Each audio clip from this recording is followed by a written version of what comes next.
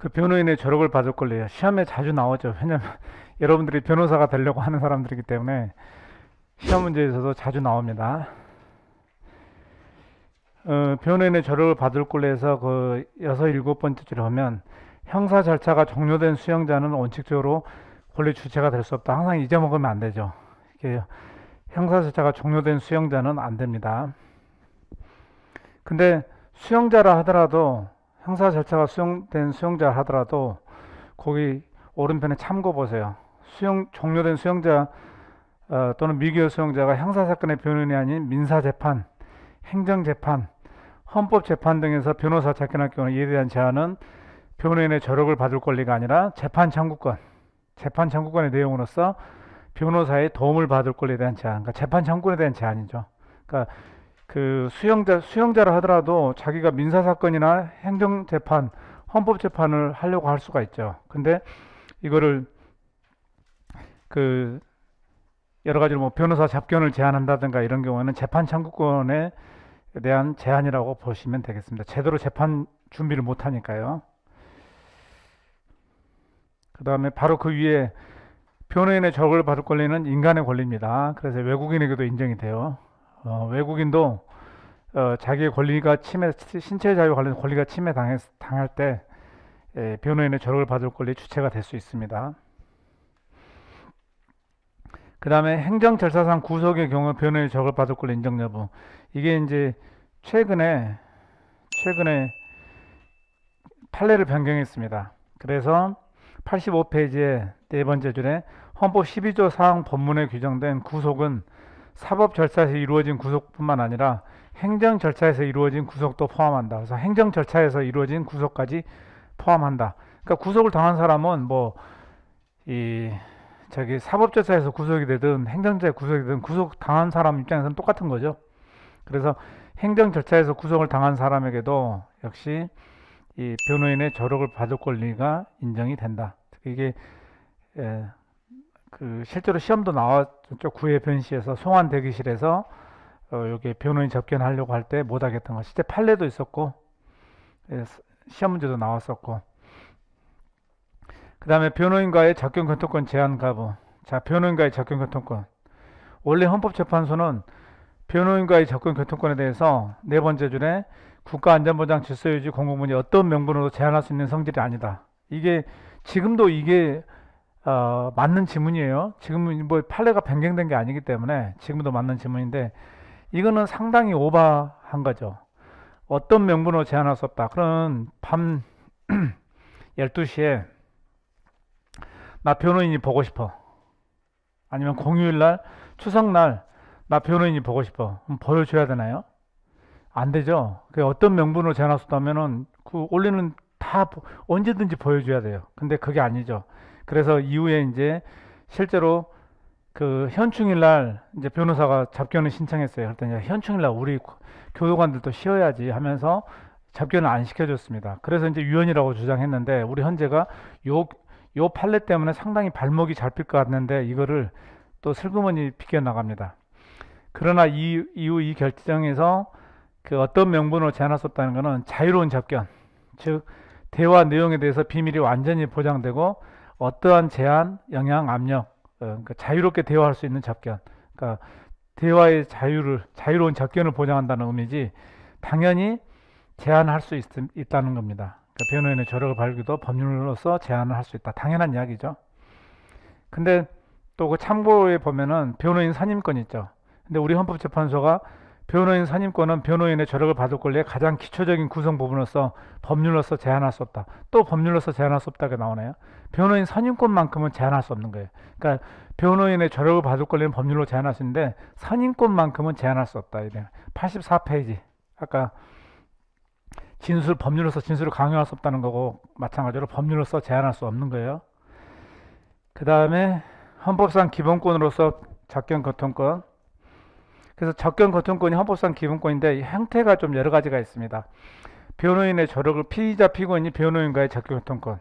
이건 당연히 기본권이고 둘째 구속된 피의자 피고인이 변호인 아닌 타인과의 접견할 수 있는 권리. 그걸 나눠보니까 명문의 규정이 없어요. 구속된 피고인이 그래서 첫 번째 그 미결 수용자가 자기 가족이라든가 친지라든가를 보고 싶은 접근 교통권은 그거는 헌법 10조에 포함된 일반적 행동 자유, 그 다음에 무죄 추정, 아직 미결 수용자이기 때문에 무죄 추정이 적용되고, 그 다음에 사람 자기 가족이나 친지를 만나고 싶은 거, 이건 일반적 행동 자유가 됩니다. 그걸 근거로 해요. 그 다음에 미결 수용자 가족 입장에서 미결 수용자를 보려고 하는 거, 그러니까 내 가족이 이제 가족이 깜빵에 있는 미결 수용자를 보려고 하는 거, 그거는 인간의 존엄과 가치 행복 추구권, 이렇게 판단하고 있습니다. 인간의 존엄과 가치 행복 추구권. 여기서 무죄 추정은 필요 없겠죠. 예, 그 미결 수용자 가족 입장에서는 무죄 추정이라는 것은 별 의미가 없는 거죠. 그 다음에 셋째, 변호인 자신이 구속된 피의자 피고인과의 접견권. 그러니까 변호인이 이제 주체가 돼서 피의자 피고인을 만나려고 하는 거, 이건 헌법상 권리가 아니라고 봤었습니다. 형사소송법에서 보장된 권리다. 근데 약간의 이제 변화 추이가 일어나요.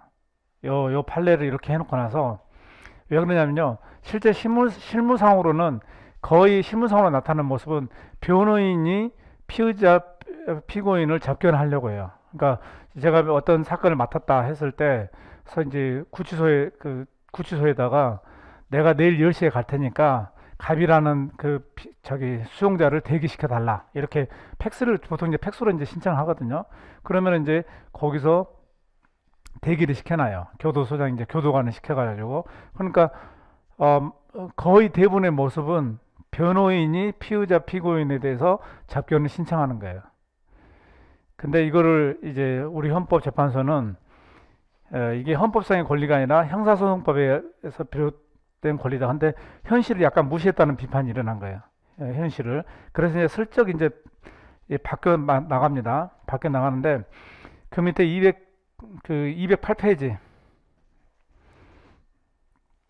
그 변호인이 데려가는 자의 피의자 접견권은 헌법상 기본권인가? 변호인이 데려가는 자. 그래서 이제 일단 변호인이 되려면 만나야 되잖아요. 그래서 변호인 세 번째, 변호인 선임권은 변호인의 조력을 받을 권리의 출발점이자 가장 기초적인 구성 부분이다. 그래서 법률로서도 제한할 수 없다. 또 나오네요. 그러니까 아까 말했죠. 변호인 선임권은 법률로 제한할 수 없다. 근데 변호인이 되려고 하는 자와의 접견 교통권 역시 헌법상 기본권이다. 그래서 이 피의자 등이 가지는 변호인이 되려고 하는 자, 그러니까 피의자 등이 당연히 피의자 입장에서 변호인 선임을 위해서 변호인을 되려고 하는 자를 접견하는 것은 헌법상 기본권이에요. 이거는 의문의 여지가 없어요. 근데 이 변호인이 되려고 하는 자가 이제 피의자를 만나려고 한다. 이걸 어떻게 봐야 될까요? 근데 그게 동전의 양면이죠. 동전의 양면이에요. 그래서 변호인이 되려고 하는 자의 접견 교통권, 그래서 그 오른편에 중간에 아래 따라서 변호인이 데려온 자는 접견 교통권은 피의자 등을 조력하기 위한 핵심적인 부분으로서 피의자 등이 가지는 헌법상 기본권인 변호인이 데려온 자의 접견 교통권과 표류관계에 있다. 그래서 이게 주체가 이제 누구냐가 중요한 게 아니에요. 사실은 변호인이 데려고 하는 자가 피의자를 만나는 것은 자기의 이익을 위해서가 아니라 피의자를 결국 도와주기 위해서죠. 그 피의자의 변호인의 조력을 받을 권리를 실현시키기 위해서 표류관계에 있다고 합니다. 따라서 변호인이 데려고 하는 자는 접견 교통권은 피의자 등의 조력하기 위한 핵심적인 권리로서 피의자 등이 가지는 변호인이 데려온 자는 조력을 받을 권리가 실제로 확보하기 위해서 이 역시 헌법상 기본권이다. 그래서 헌법재판소가 이제 태도가 약간 바뀐 거예요. 그러니까 주체가 피의자 피고인이 변호인이 데려온 자를 접견하려고 당연히 기본권인데, 변호인이 되려고 하는 자가 피의자 피고인을 만나려고 하는 거예요. 이것도 역시 기본권이라고 보는 겁니다. 그래서 여기 이제 약간 태도가 약간 변화가 됐죠. 태도가 좀 변화가 됐어요. 근데 아까 이야기했던 그 86페이지 왼편에 그 아까 셋째, 근데 이 판례가 변경된 건 아니에요.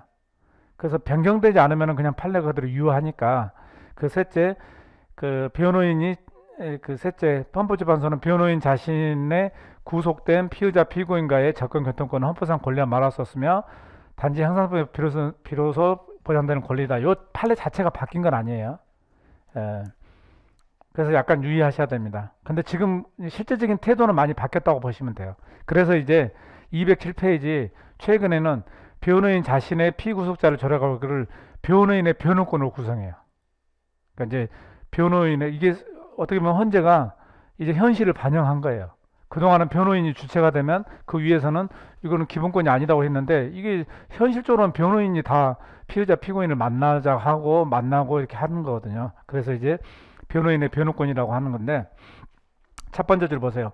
변호인의 피의자 및 피고인을 조력할 권리 중 그것이 보장되지 않으면 그들의 변호인의 조력을 받는다는 게 유명무실하게 되는 핵심적인 부분은 헌법상 기본권으로 보호가 된다. 그래서 이 변호인의 피의자 피고를 조력할 권리, 주체가 변호인이 지금 피의자 피고를 조력할 권리인데 동전의 양면이죠. 편리관계에 있는 거죠. 결과적으로 그렇게 보장되지 않으면 피의자 피고인 입장에서 변호인의 조력을 받을 권리가 사실상 유명무실하게 돼요. 그래서 그런 부분에 있어서는 변호인의 변호권이라는 기본권으로 인정하게 됐다.